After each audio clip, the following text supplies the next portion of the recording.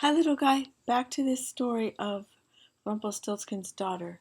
I'm very curious to see what happens. When we left off, he had the king had gone expecting to get his harvest of gold, and instead got a harvest of wheat and pumpkins and apples and corn. It looks like there's all sorts of things in there, beans, and then he's going to the other uh, farms, hoping that some of them have grown gold in the field. But everywhere it was the same.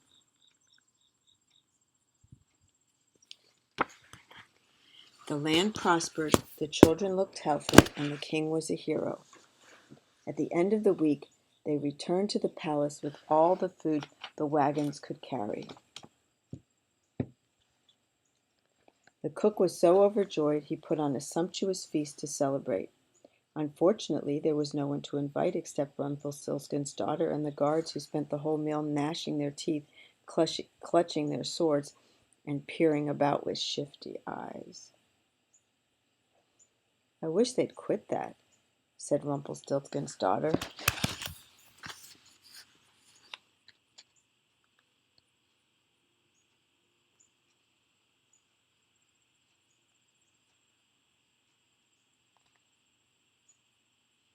These are great pictures in this book. After dinner the king spoke. "That was all very nice, my dear," he said, "but you must have been mistaken. That was how your grandfather grew food, not how he made gold." "Right," she said, as she pulled her shawl tightly around her shoulders and gazed longingly at the fire. Even in the palace she could feel the chill of autumn. Time for phase 2, she thought. "Of course you're right," she said. "I told you it was long ago, but I think I remember now. He didn't grow gold. He knitted it with golden knitting needles." One more look at this picture.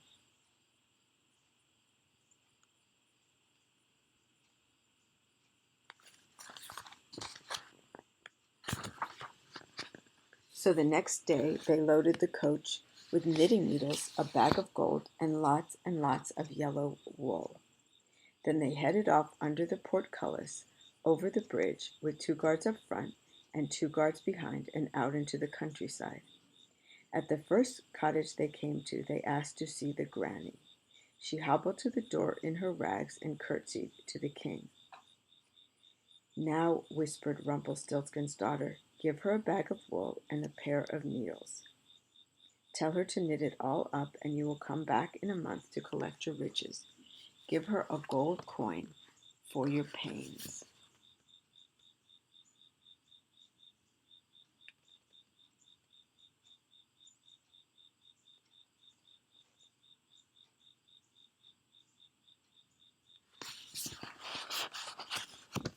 "Do I have to?" the king whined. "My grandfather always did," she said. "I would if I were you." And so they went all over the kingdom, hiring every granny they could find. The king is feeling a bit of resentment that he has to give up one mere uh, small bucket of his gold.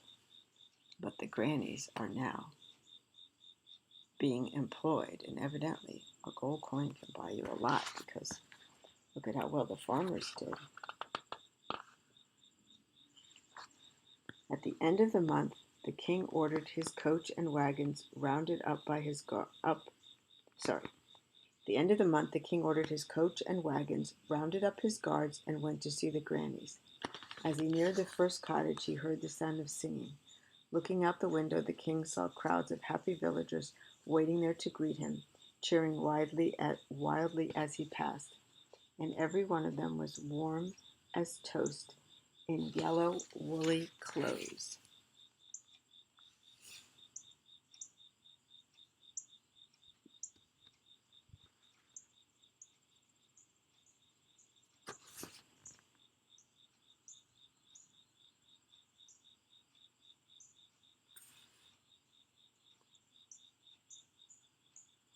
There's a lot of detail in these pictures. I don't want to rush through them. Gold, cried the king. Something better than gold, said Rumpelstiltskin's daughter. Your people will be warm all winter. Everyone brought presents for the king. By the time he got back to his palace, he had 17 sweaters, 42 mufflers, that's another word for scarf, 8 vests, 1 pair of knickers, 135 pairs of socks, 12 nightcaps, and a tam o' shanter, which I think is like a little bit like a beret, but it's Irish and it's got a pom-pom on top. All the color of gold.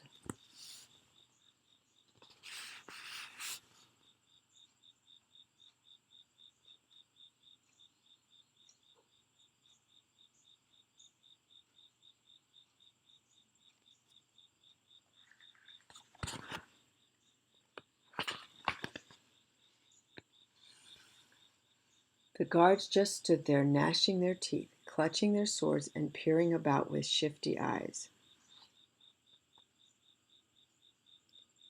Don't you think it's time you got rid of them, she suggested? And the walls and the moat and the crocodile? And the crocodiles too? You don't need them anymore. Your people love you.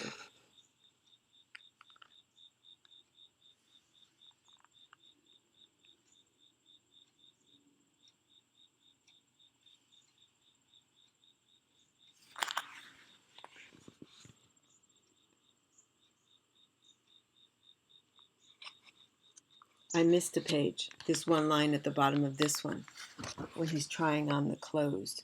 He says, "Do they suit me?" asked the king as he tried them on. "Absolutely," said Rumpelstiltskin's daughter.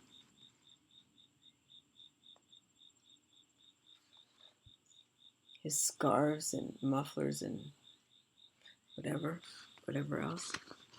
So she says, "You don't need those guards with shifty eyes anymore.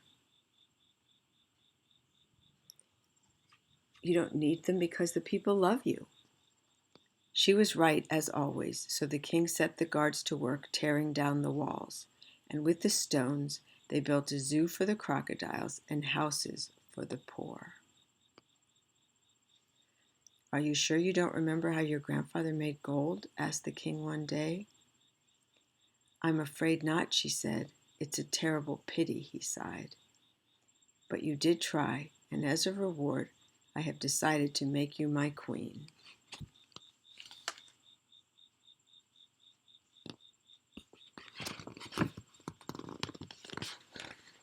And so the king did just that.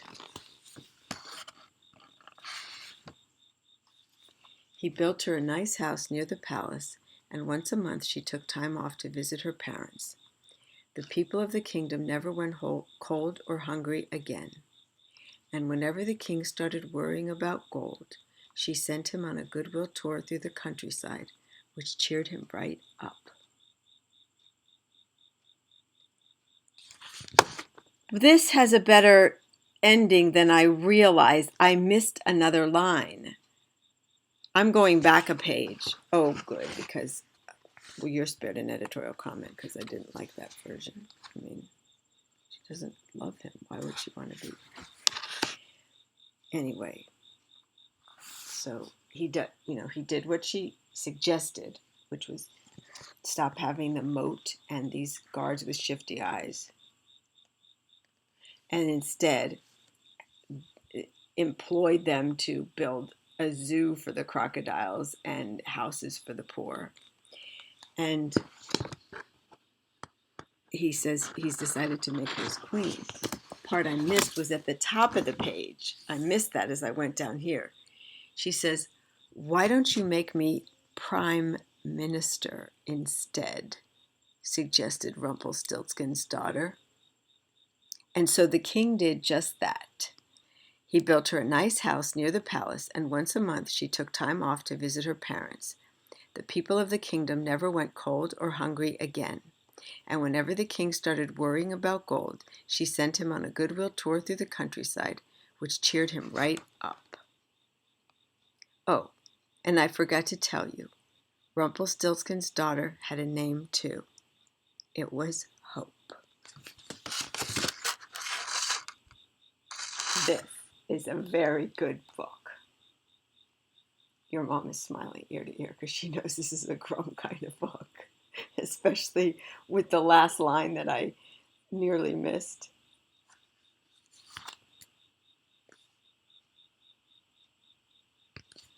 Rumpelstiltskin's daughter. Good book. That might be a 5 for our book list. Okay, sweetie pie, I hope you're having a great day. I'm going to head back out into the heat and do some more in this exciting, wonderful September, sunny, hot September day in the Garden of Dreams. See you, sweetie.